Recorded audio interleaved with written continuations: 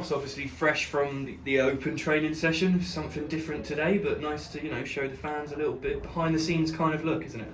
Yeah, I think it's important that we have that fan engagement, that supporter engagement, and start to do more with them and interact with them in sort of events like this. So our plan is to do more of these and do one over half term and maybe do them every half term if we can. So it's something that we sort of maybe put in our calendar, and something I'm very keen to sort of bring in. And the more things like that we can do, and the more sort of interactive things we can do, or get involved with the supporters and the fans, it's obviously going to bring that sort of closeness, and it can only not just make the supporters feel better, but also bring the players closer to the football club, really. You said yourself recently, that they can provide that boost.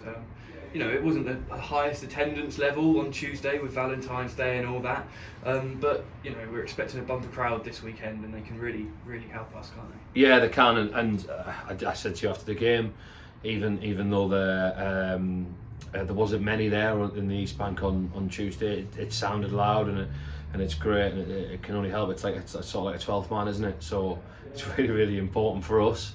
We want that extra support, and we want that sort of we want that positivity, and it really, really helps. So look, there's going to be hopefully 3,500-4,000 here on Saturday.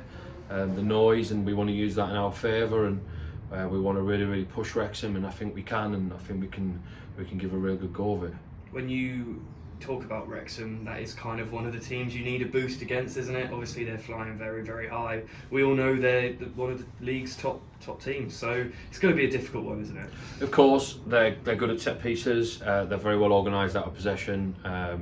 They are a team that are coached well, and they're good at what they do.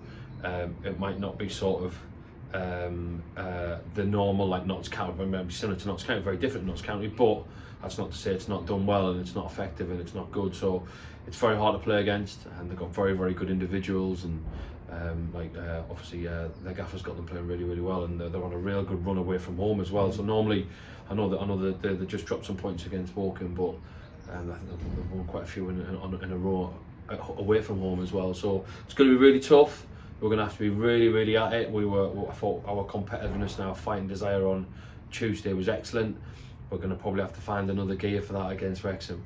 At the end of the day, Chesterfield are a good team as well, and we showed that we can compete against them with our draw on Tuesday.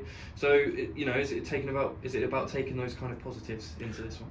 Absolutely. I mean, there's not long ago. I mean, we've come into this run of sort of like mini 11 games, or mini sort of third part of the season, and we've played Notts County and Wrexham and Chesterfield and Solihull and Bromley and Dagenham and Boreham Wood, and they're all top teams, and we've got to the end of it and 1 defeat in 9, and we're thinking what can be, and where can we go, and we as a dressing room and as a club and as players are really, really looking forward, and everything at the minute, certainly internally, here is bright, and we want that to sort of reflect outside. Our mindset going into Wrexham, when we went to Wrexham, and when we played Wrexham before, it was almost a free hit, and it was almost let's see what can happen, and we feel like we can compete, and we feel like we can have a really good go, and we want to try and beat these on Saturday.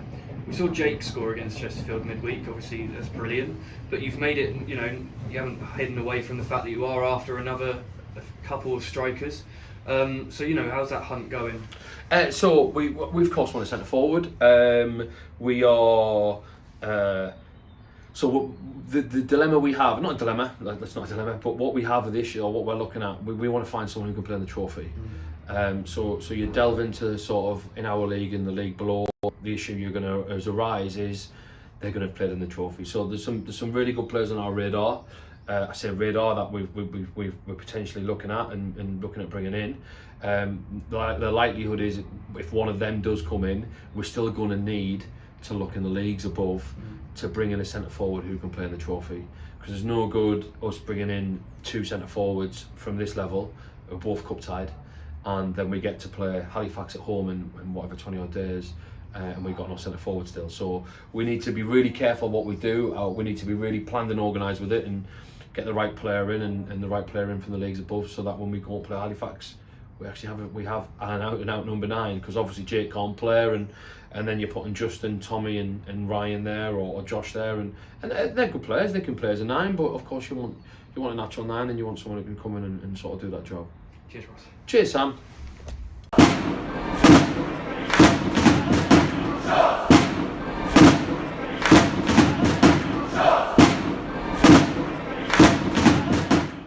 Click here for all the latest match highlights and click here to subscribe. Are you in with a shot? Look below for more information.